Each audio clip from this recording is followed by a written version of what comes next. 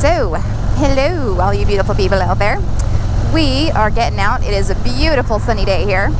75-ish, heading towards 80, and so we're just gonna get out and take you on one of our favorite rides up Route 66 to Claremore, Oklahoma, and then around Oologah Lahe. And we're just gonna, you know, have a chat, go over some things that are, you know, that we're working on, and kind of go from there. Share our ideas, share our new projects, and go from there. So come along.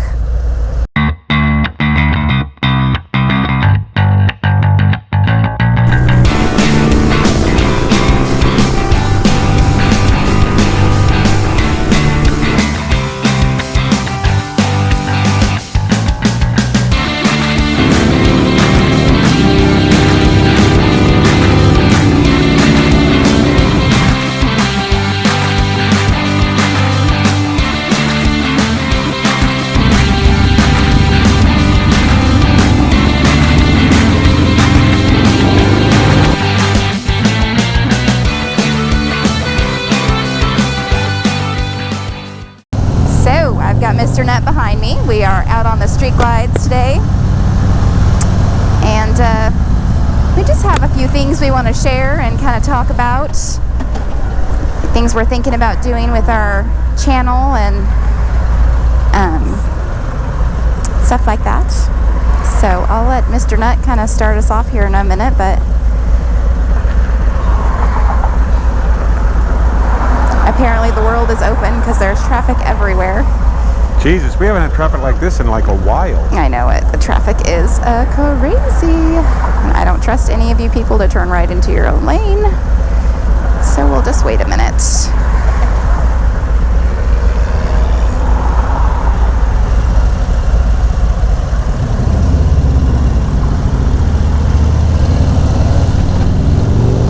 This is like the worst turn because nobody turns into their lane. Yeah, it is. So yeah, one of the things that we wanted to get out and talk about today is kind of like where we've been on our Facebook page and on our channel and what it is we do and why we're doing this. It's kind of gone through an evolutionary process. It started just as a kind of a means. In our main business, we work with a lot of performance shops and dealerships of Harley-Davidson and some Jeep dealerships and some big truck dealerships, those that are really working on personalizing vehicles for their customers and presenting a unique kind of a sub-brand to the brand that they actually sell for. So one of the primary goals in putting the channel up was to kind of just show our clients that you don't have to overproduce the content that you put up for your audience. As a matter of fact, it's way better if it's sincere. The saying is pretty much to document less or document more and produce less. Yes, that's exactly what I was going to say. Is that was one of the best things that we kind of learned as we move forward and wanted to take advantage of you know, this market and whatnot, was to document, not have to create. Everything doesn't have to be like your creation. Just to document your things, document your thoughts, document your daily life, and find stuff that's interesting and valuable to other people. So that's why we started the channel, and it kind of evolved. At one point in time, I thought that we would do a much better audience if it was primarily MrsNutt doing the talking. Basically, because it seems that there's audiences out there for women moto vloggers, and let's just face it, she's more fun to look at than I am. You know, one of the things that we had done over the years is we kind of like watched a lot of moto vloggers and a lot of moto vlogs. Was there were a lot of people out there that, you know, they were very proud to announce that they were motorcyclists and that they loved other brands and they rode other brands. And in some cases, in my opinion, they developed an audience by promoting Harley-Davidson, and then they took deals with other brands. And I found that to be somewhat disheartening because I'm a Harley-Davidson guy, and we love our Harley-Davidsons, and it centers on our design taste and what we want to build and ride in our motorcycles. So one of the reasons we thought, you know what, we'll try and appeal to a wider audience is we're not going anywhere. We're not riding any other bikes. I've got no interest in other motorcycles. It's interesting to see what other motorcycles are doing. It's great that people have a love for other motorcycles, like I have a love for the brand that we ride. But the fact is, as a designer, nothing else appeals to me. So this is our brand, and it's kind of how we work in our life. The second thing was to create content that was not clickbait. I don't like clickbait. I'm not a clickbait fan. I advise my clients not to use clickbait in their own productions, and to authentically present themselves. So what you see on our videos is authentically us. It's us talking back and forth. It's the way we talk as a couple. We probably watch our language a little bit on these videos, more than we do in real life. Yeah, maybe. Coming up on the channel, you're going to see some accessory reviews and some installations of some seats that we've ordered for, you know, mainly for MrsNutt's bikes. She's just getting new seats all over the place. Yes, MrsNutt has these leg problems or these hip problems. Like, I'm too young for this, but anyways. And for some reason, I just can't get that comfortable on my bikes for long rides, and that bothers me. For multiple reasons, because one, I like to ride, and two, you don't want to get off your bike and just be miserable. So we've looked into these, we've done extensive research, MrsNutt especially, on seats. So I've got some Saddlemen's on order, and when they come in, we'll do kind of install videos, and then I'll test ride them and let you know what I think and how they look. I'm sure they'll be gorgeous, because just about everything Saddlemen does is very aesthetically pleasing.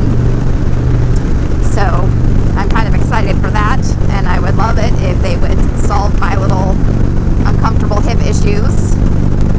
And so yeah, that's coming. Yeah, on the FatBob, we've ordered a few things. I've got a new suspension system coming for the FatBob, a new monoshock, and some new fork shocks that may lower it about 3/4 of an inch. We installed the Dominion Collection pegs on that bike, and aesthetically I think we're really happy with the way that they look. Yes.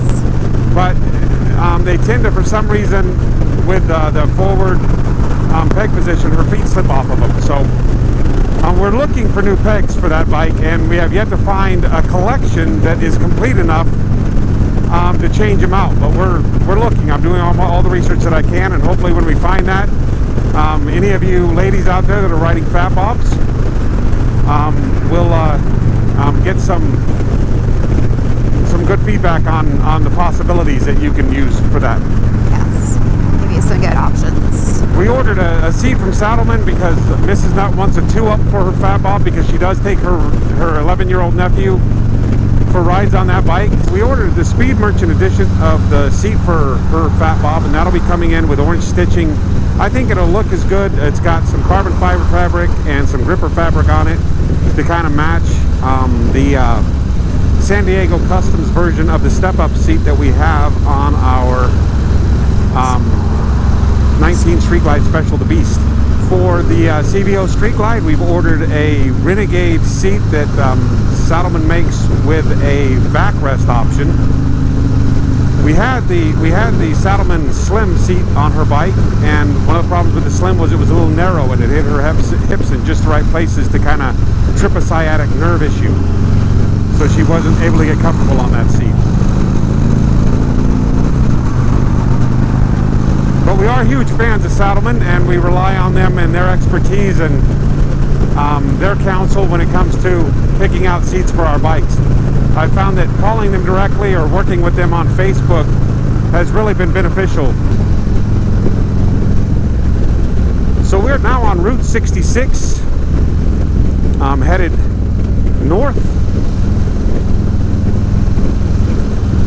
And again, one of the things that, you know, for us riding, we like to ride during the winter. We like to get out on our bikes at least once a week, even when it's really cold. Find a day when it's not, when there's no ice on the roads, and when it's, you know, when the weather's not ridiculous. Raining. Yeah, not ridiculous and raining. And we do like to get out about once a week, and we've created these loops around town so that we can take a 1 hour, hour and a half. We've got a couple of them that are 3-hour rides, and one that we took the other day that is about a 3-hour and 45-minute ride. That just kind of allows us to get out and enjoy our bikes, see good country, drive good roads in various conditions, keep our skills up, but more than anything, we don't winterize our bikes. Yeah, so I think one of the reasons we do what we do, I mean, one of the other reasons we do what we do, one, we love our Harley-Davidsons, we love our motorcycles, we love riding, we love each other, and riding together is really one of the things that how cute are you? That we enjoy the most. You know, there's been times where we've looked at, you know, hobbies for couples and blah blah blah, and this has just been one of the most successful things that we've done together, as far as us both loving it and both getting so much value from it personally, aside from our relationship getting so much value. And I think that we're not alone in that. I think there are a lot of couples out there who really enjoy riding together, again, whether they ride two-up or whether everybody rides their own ride. I just think that, you know, I can't say enough good things about it. It's got so much value to us, especially. I'm coming up this summer on my 2-year anniversary of having my endorsement and learning how to ride, and I mean, it's changed my life dramatically, and I, you know, love every minute of it. I really can't even say enough good things. The clouds have kind of set in on my bright sunshiny sky, but no, it's been a great ride. So we're getting ready to come up here and kind of go around the little lake area. Yes. Yeah, so we're going to come around Oologah Lake, and there's a campground, there's a marina we just passed, and then there's the dam and kind of swimming area, boat launch on the other side. And we're going to come around here. It's a pretty drive. It's a pretty drive at night. We do this drive in the evening a lot. The bugs start to become an issue, but we do it in the winter a lot, actually. It's probably one of our most commonly taken routes. So there's a little, you know, pull out here with some picnic tables, and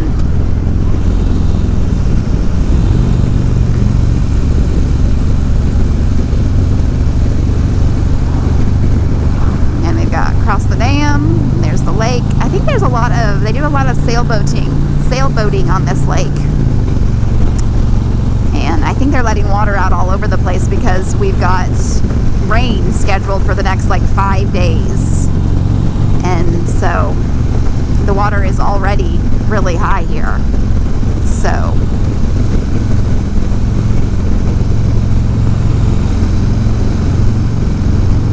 we came out last weekend actually, we came out Firefly hunting with the boys. We were not very successful. I don't know if we're just a smidgen early, or they mow the grass too well here, but we were not super successful. They were a little bit disappointed. I think the boys collected more mosquitoes than they collected fireflies. He did collect quite a few mosquito bites, poor things. So anyways, I guess we will go ahead and sign off now. Yeah. Always love taking you guys along. Always enjoy talking to Mr. Nutt and sharing, you know, we enjoyed sharing our future plans with you guys. Remember to like our videos, subscribe on YouTube, follow us on Facebook, follow us on Instagram, and leave us your comments. We'll see you in the next video. Peace.